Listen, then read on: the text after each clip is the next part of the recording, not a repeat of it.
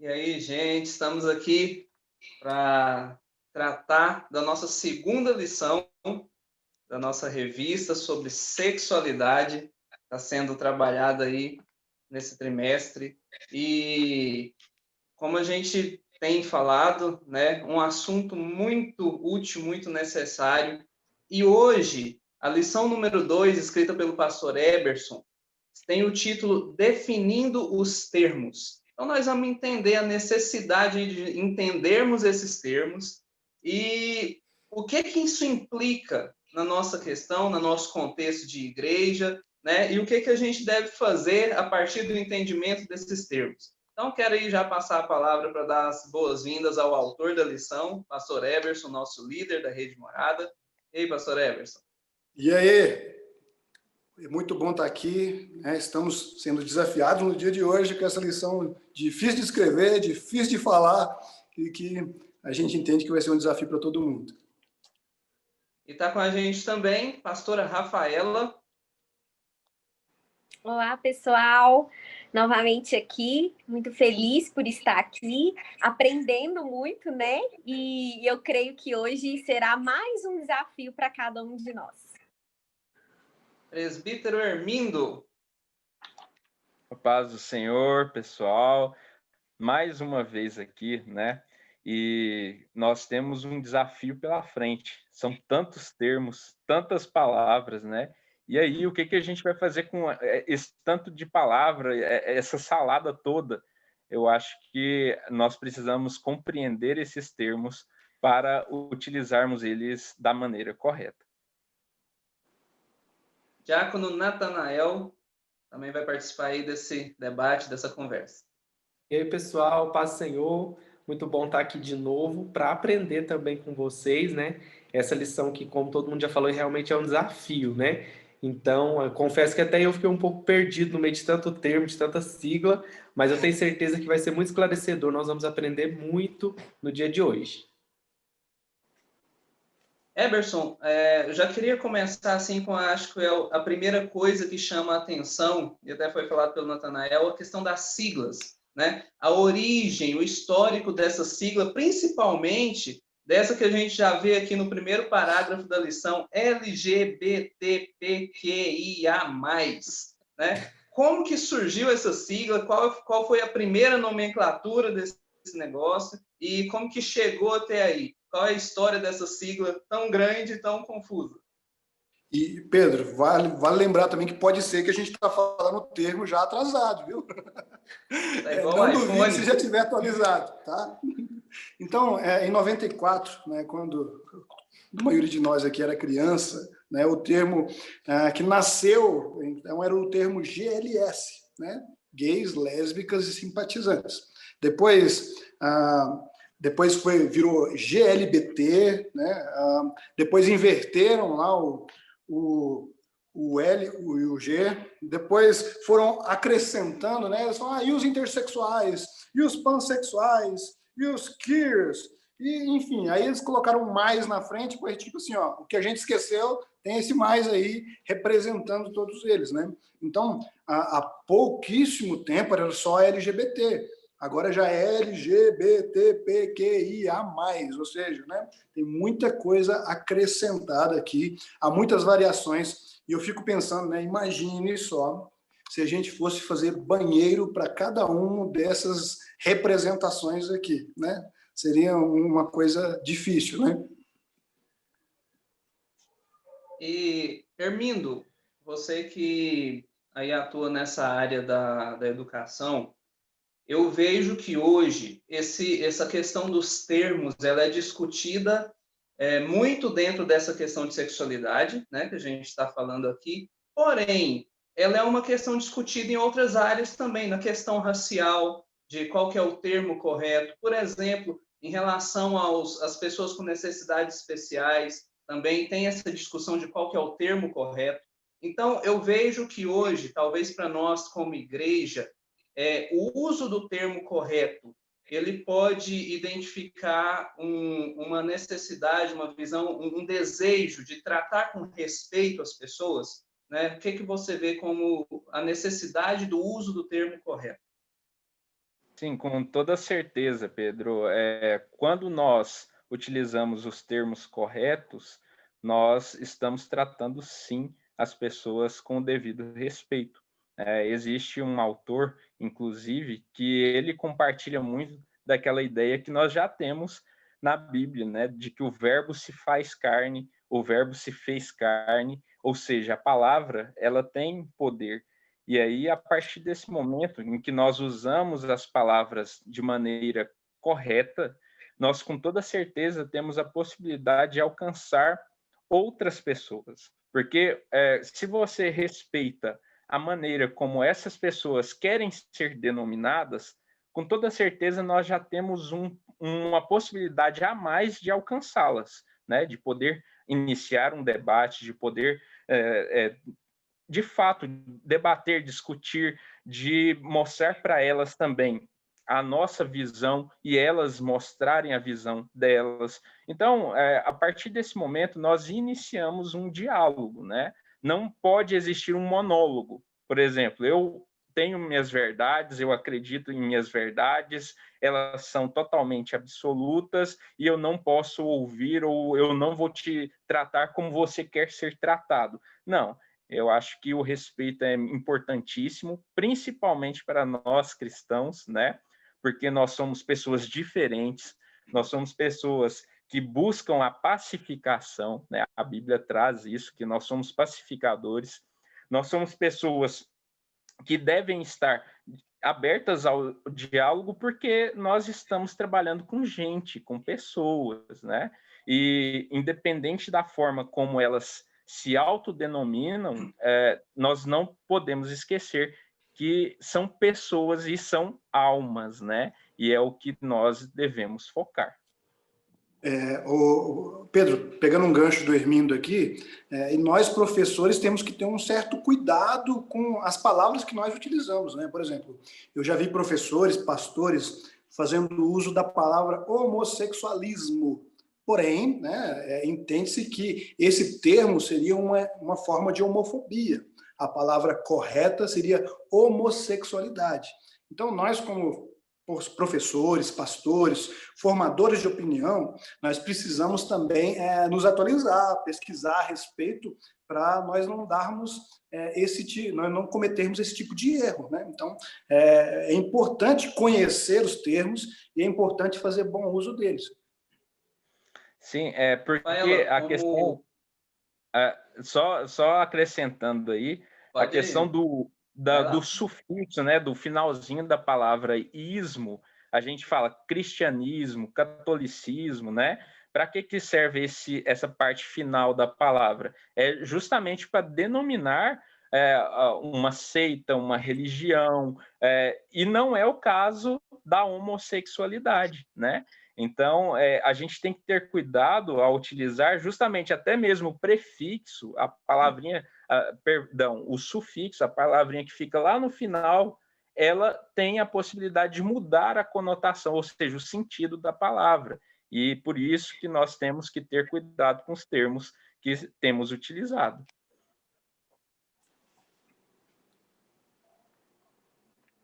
Rafaela, hoje nós temos visto que ainda se tenta colocar muito um rótulo na igreja como preconceituosa, como aqueles que falam muito dessa forma.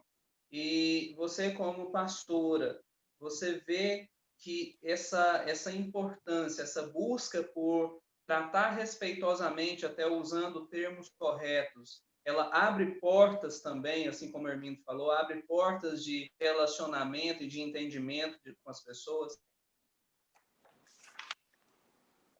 Pedro, é algo que o próprio Eberson descreveu aqui na lição. Ele fala que a complexidade, ela já começa na nossa forma de expressar, né? É um assunto realmente que exige um cuidado.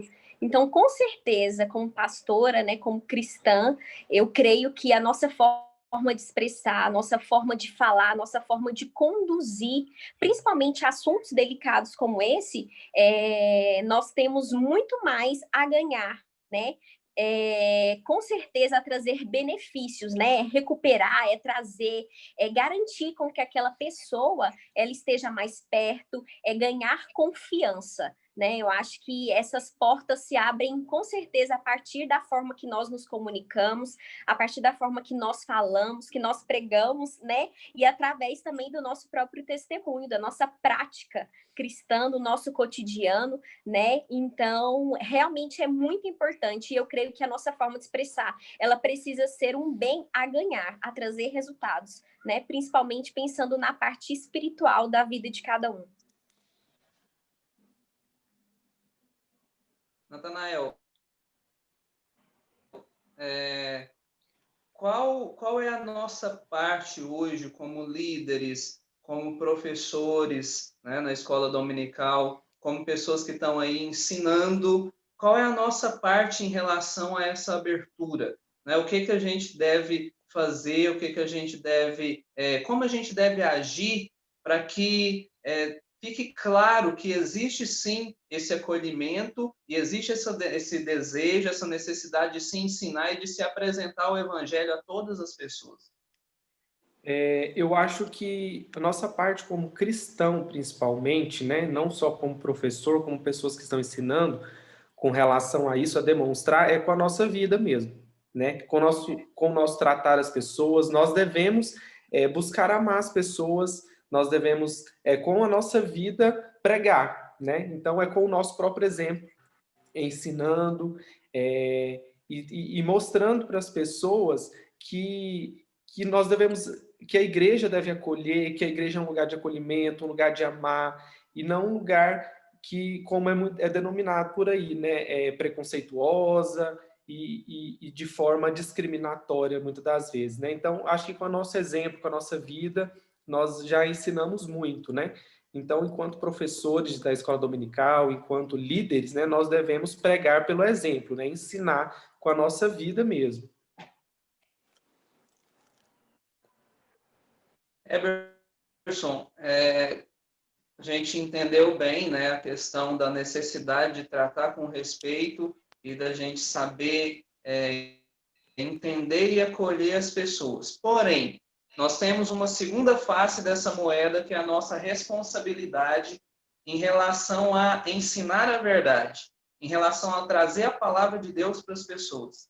E nesse sentido, já entrando aí no assunto da identidade de gênero, que é o que tem sido muito discutido e muito falado, e hoje é uma coisa que está sendo muito jogada aí para a sociedade. Como que nós, como Igreja do Senhor, nos posicionamos em relação a algo que é contrário à palavra de Deus? Então, primeiro a gente precisa conhecer, né, o que é identidade de gênero, né? Muita gente fala assim, eu sou contra a ideologia de gênero, identidade de gênero, mas nem sabe o que é, né? O termo ideologia geralmente é utilizado num contexto político, né? Dando a entender que a identidade de gênero é uma idolatria, porque a ideologia nada mais é do que uma idolatria, certo? Então nós precisamos primeiro separar isso aí. E o que vem a ser a identidade de gênero? É aquilo que vem deturpar ou tentar trazer uma diferenciação daquilo que nós conhecemos, por exemplo, como sexo, né? Como, por exemplo, hoje a gente vai preencher o formulário e vai ter lá sexo, o gênero, aí, masculino ou feminino. A identidade de gênero, né, é algo que foi criado, é algo que tem sido utilizado para demonstrar que a pessoa pode não se ver como a forma em que ela foi, na sua forma biológica, por exemplo, né? Os cisgêneros, né? Eu sou cisgênero. Por quê? Porque eu nasci com a genitália masculina e eu me vejo como homem, né? Como alguém do sexo masculino. Porém, existem hoje os transgêneros, aquela pessoa que nasceu mulher e se vê homem, ou nasceu homem e se vê mulher, né? Isso é identidade de gênero, né? E daqui a pouco a gente vai falar um pouquinho sobre o queer, né? E eles têm tentado demonstrar que o Gênero, na verdade, ele é construído, ele não é algo do nascimento, é algo que é construído depois que você decide o que você vai ser, depois que você decide se você é homem ou se é mulher. E né, um termo bastante utilizado também é o termo questões de gênero, né? Que aí é onde entra uma discussão teórica, sadia, né? Porque é igual a respeito do termo que a gente falou anteriormente. Quando alguém já começa citando homossexualismo, parece que já está chamando para briga, né? Então, se nós formos abordar identidade de gênero, já falando de ideologia de gênero, pode ser que nós não tenhamos abertura para o diálogo.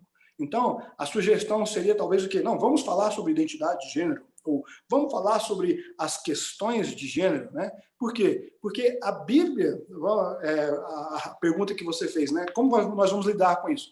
A Bíblia não abre precedentes para nada disso. A Bíblia fala que Deus criou o homem e a mulher. A Bíblia não fala que Deus criou um ser e depois ele decidiu que ele queria ser homem, ou que ela decidiu que queria ser mulher. A Bíblia fala que Deus criou o homem e a mulher, né? Então, identidade de gênero o conceito, é o que tem tentado trazer uma diferenciação entre o nascimento e como a pessoa se enxerga.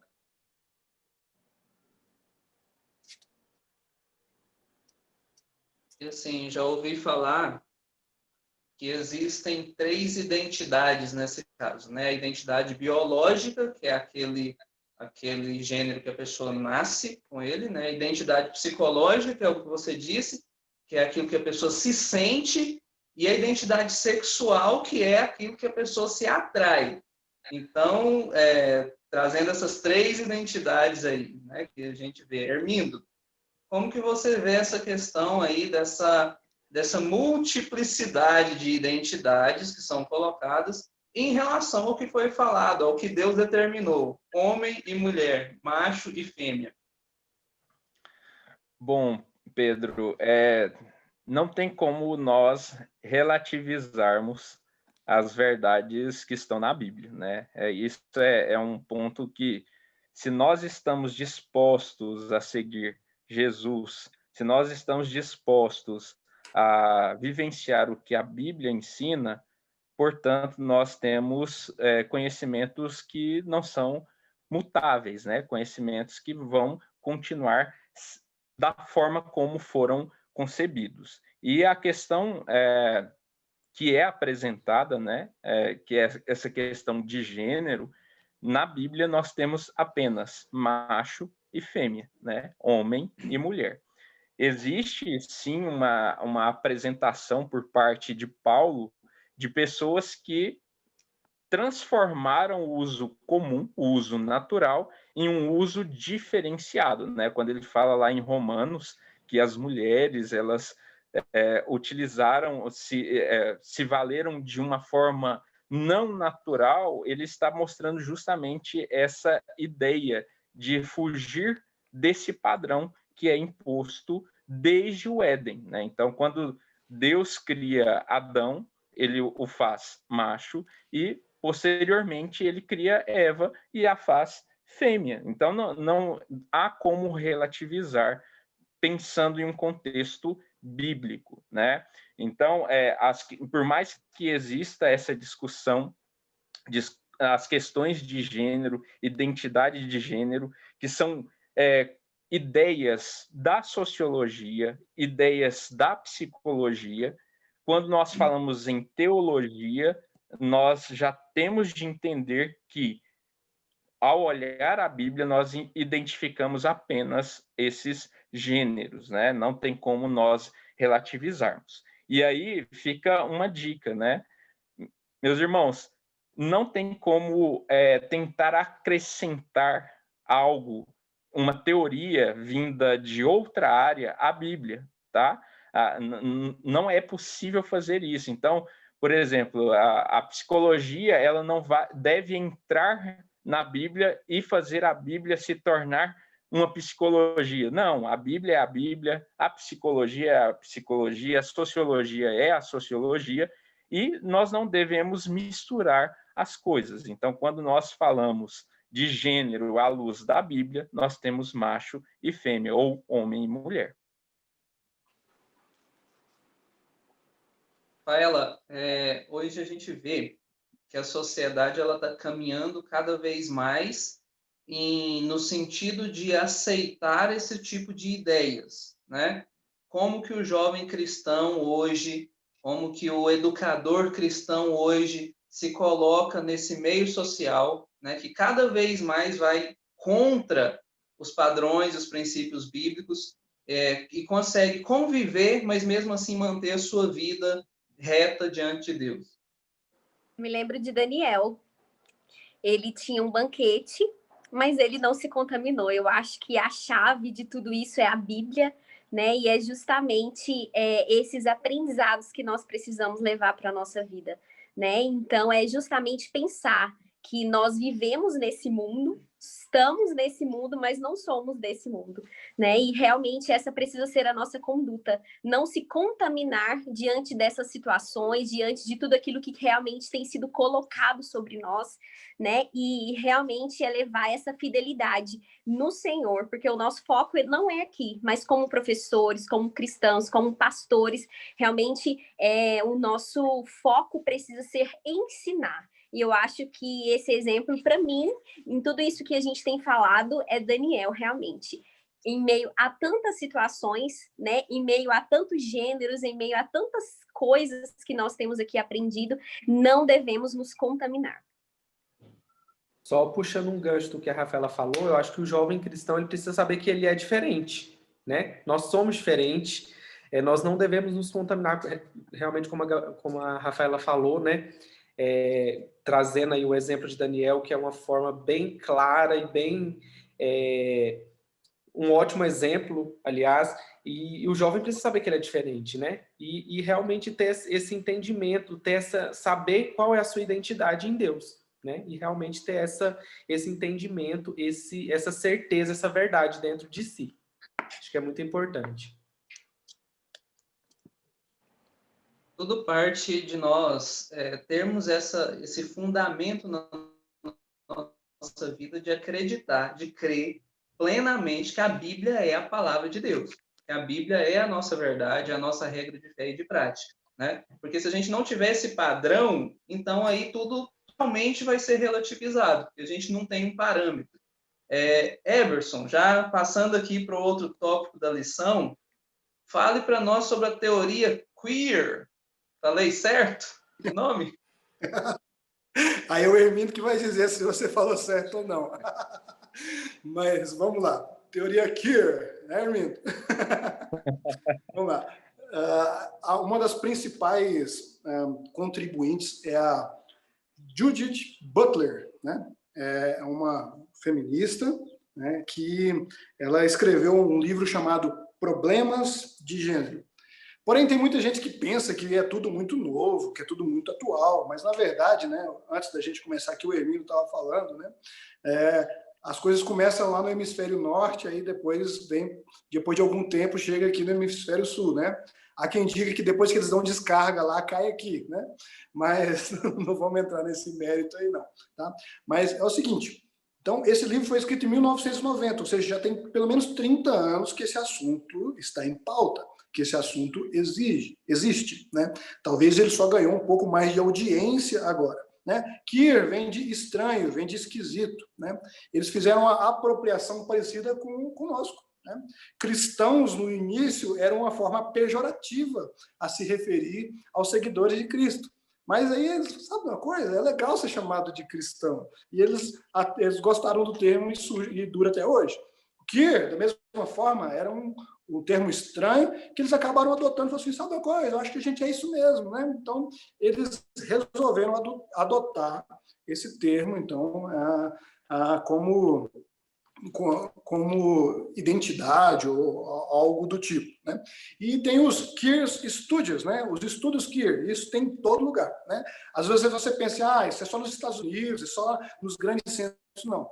Na sua cidade, principalmente se for uma cidade que tem universidade, vai ter pessoas envolvidas com esses em todas as esferas, né? Na esfera biológica, sociológica, filosófica, na esfera política, antropológica e, por que não, né?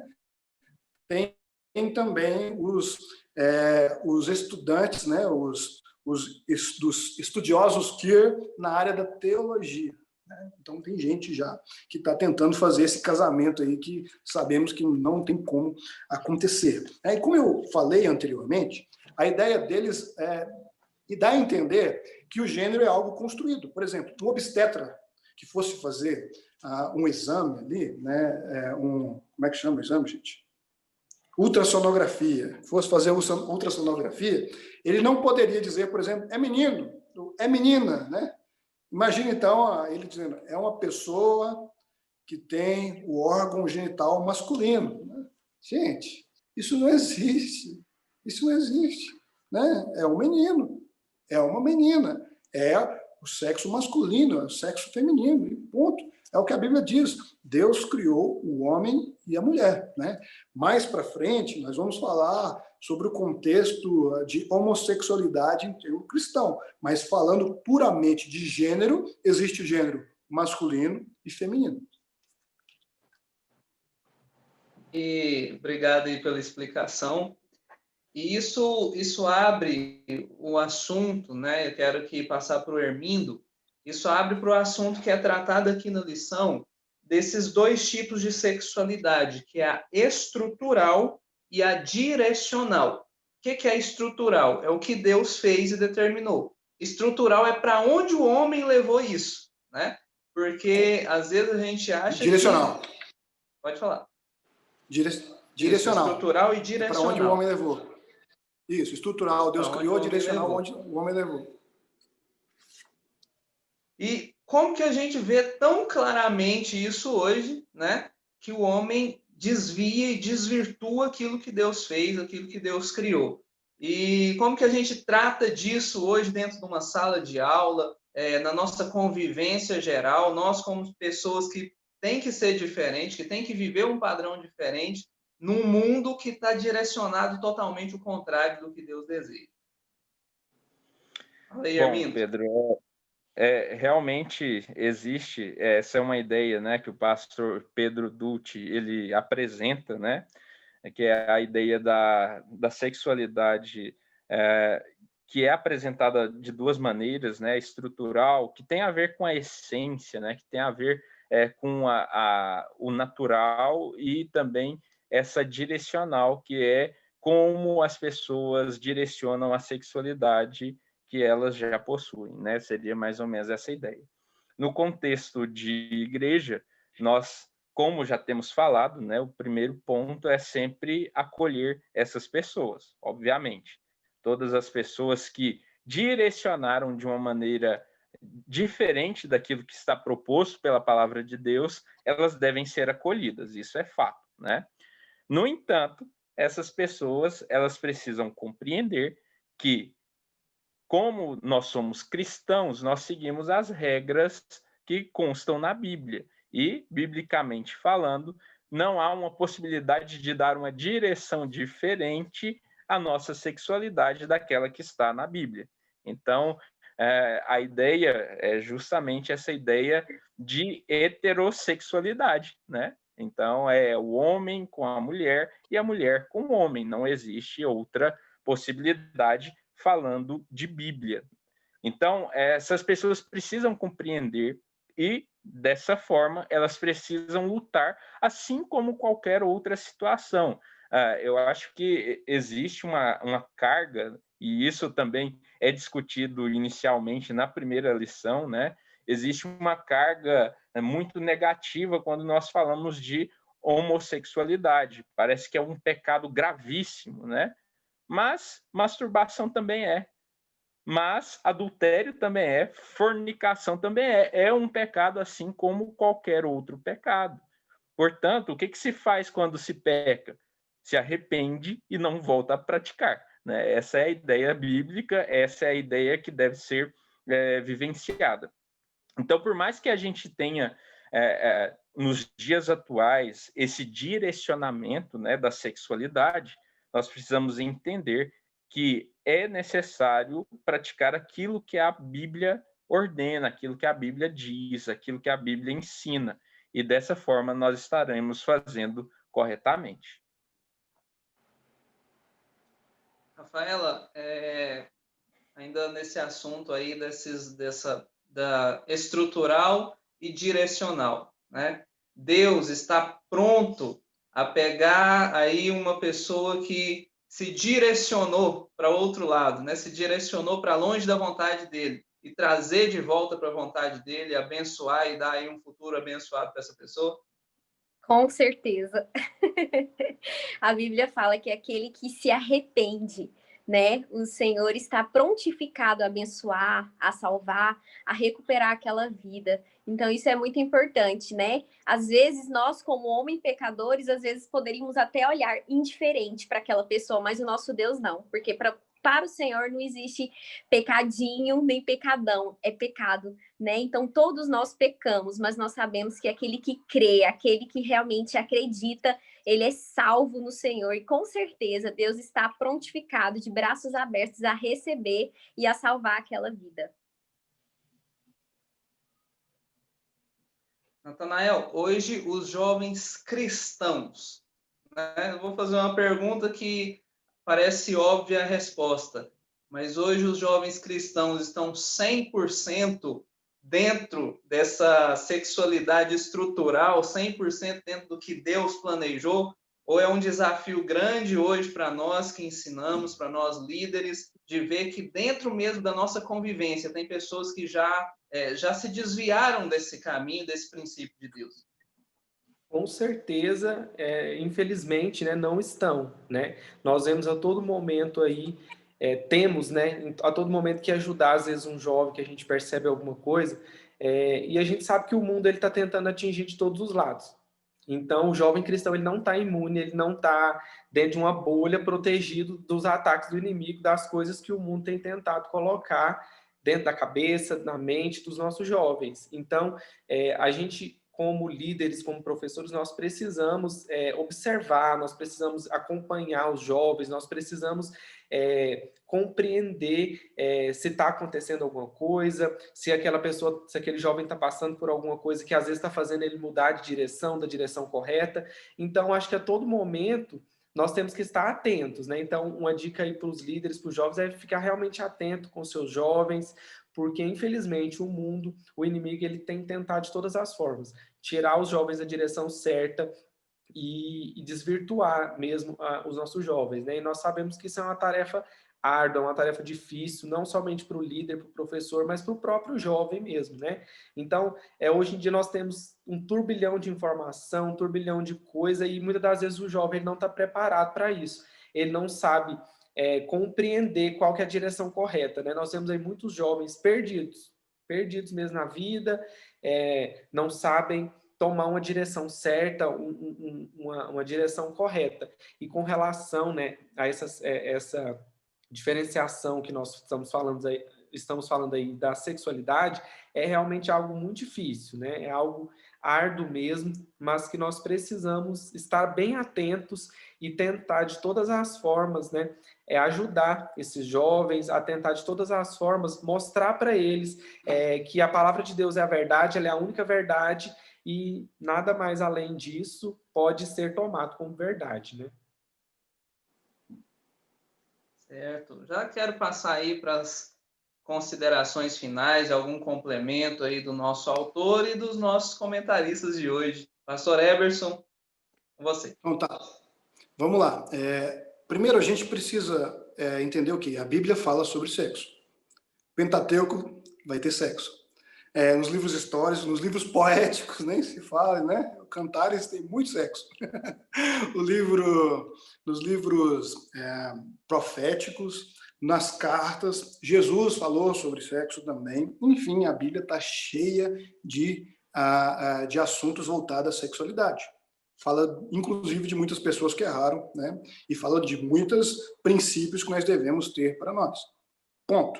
Essa é a estrutura que Deus criou. Nós precisamos olhar para a Bíblia a fim de entender a estrutura criada por Deus, certo?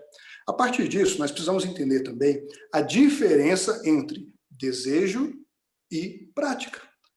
Ter desejos pecaminosos não é pecado, né? O que é pecado é consumar o desejo, certo? Então, nós precisamos entender isso. Então, a partir disso, não comprar a ideia. Então, ter desejo não atribui uma identidade a você. Ter desejo homossexual não faz de você um homossexual, mas a prática faz de você um homossexual, entende? Da mesma forma, né? Por que é importante dizer isso? Porque tem gente, por exemplo, que vê pornografia de vez em quando, né? Mas ele vê problema no desejo homossexual do outro, não vê um problema na sua prática pecaminosa, entende? Então, quem vê pornografia de vez em quando tem um problema, não melhor, tem um pecado a ser tratado, né? Mas, em contrapartida, aqueles que têm desejos também precisam ser ajudados. Como vencer o desejo? Ou como dizer não aos desejos? E isso vale para mim e para você. Eu tenho desejos pecaminosos, você também tem. Então, nós precisamos entender isso de forma que nós encontremos na Bíblia a forma de nós nos cuidarmos, né? Então, como vencer os desejos?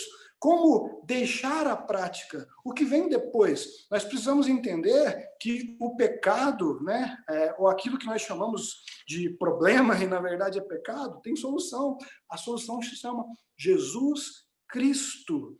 Ele solucionou esses problemas na cruz do Calvário. Então, quando nós pegamos os nossos problemas, quando nós pegamos os nossos pecados, quando nós pegamos aquilo que nos faz mal e levamos a Jesus e crucificamos isso com Jesus, nós então somos libertos, nós então somos nova criatura, né?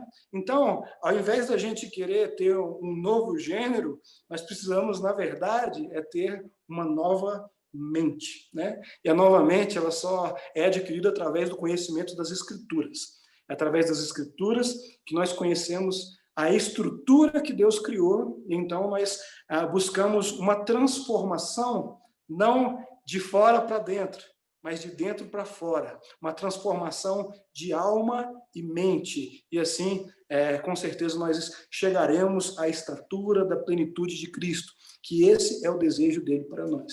Amém? Então, essa é a minha consideração aí. Amém. Hermindo, pode despedir do pessoal aí. Bom, pessoal, eu acredito que nós aprendemos muito sobre os termos, né? Foram termos diferentes do que nós estamos acostumados. Então, tomem nota desses termos, né? Se tiver ainda alguma dúvida, procurem tanto o autor quanto qualquer um de nós para tirar as dúvidas, ok? E fica aquela dica: nós precisamos respeitar, e dizer o termo correto é uma forma de respeito. E a partir do momento que essa pessoa nos procura, buscando uma mudança, buscando uma transformação, aí sim nós podemos ensinar, mostrar o verdadeiro evangelho, o que está na Bíblia. Então, por mais que nós utilizemos esses termos corretamente, nós também temos que ter a consciência que não podemos relativizar nossas verdades quando essas pessoas nos procurarem, ok? Rafaela. E nesse trimestre, o desejo do nosso coração possa ser aquele percentual de homens e mulheres que sabem, que conhecem e seguem a verdade, né? Independente dos assuntos, dos conceitos mais cabulosos, né? Mais diferentes, mais assustadores, mas que realmente possamos ter esse desejo no nosso coração de seguir a verdade, de seguir aquilo que é bíblico, daquilo que realmente faz toda a diferença na nossa vida. E que a nossa atitude, que o nosso testemunho realmente possam alcançar vidas e mais vidas nesse mundo que vivemos, nesse século completamente difícil, né? Diferente de tudo aquilo que às vezes nós já vimos, lemos ou ouvimos, mas a certeza que precisamos ter no nosso coração é o que o Eberson disse, né? Nós precisamos buscar aquilo que vem do Senhor, buscar aquilo que é profundo, né? Buscar aquilo que só o Senhor pode nos dar. Que Deus possa abençoar a vida de cada um de vocês e que o desejo do nosso coração realmente possa ser crescer e aprender, amadurecer no Senhor cada dia mais. Natanael, as palavras finais. Que nós possamos realmente nesse trimestre, né, aprender todas essas questões que vão ser colocadas diante de cada uma das lições e termos a consciência, né, de que nosso alvo não é aqui, nós não somos daqui, e que nós possamos realmente focar nossos olhos em Cristo, na palavra de Deus, crer verdadeiramente no que ela nos diz, no que ela nos ensina e que ela é a verdade, né, independente de tudo aquilo que o mundo tem tentado colocar na nossa frente aí, todo esse banquete que às vezes o mundo tem nos oferecido, que nós possamos aprender a rejeitar essas coisas e sermos realmente transformados pela palavra de Deus e que possamos, né, buscar esse conhecimento, esses ensinamentos, para cada dia mais nós estamos fortalecidos na nossa fé, na palavra de Deus, né? Então, como todo mundo já disse aí, nosso desejo é que realmente todos os nossos jovens venhamos aprender, né? Estarmos atentos a todas essas questões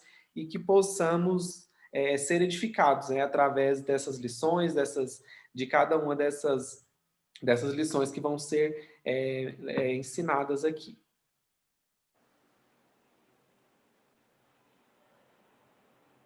Muito obrigado, gente, a todos aí que estão assistindo, estão participando. Obrigado ao autor, obrigado aos participantes. E quero dizer para você, esteja na sua igreja domingo, esteja aprendendo sobre esse assunto, sobre esse tema, né? Que Deus abençoe a vida de cada um. Nós pedimos aí que você tire sua foto, poste lá no Instagram, marque @comepmorada e você vai ser abençoado por essas lições, por esses assuntos. Próxima semana, vencendo a pornografia. Deus abençoe a cada um de vocês.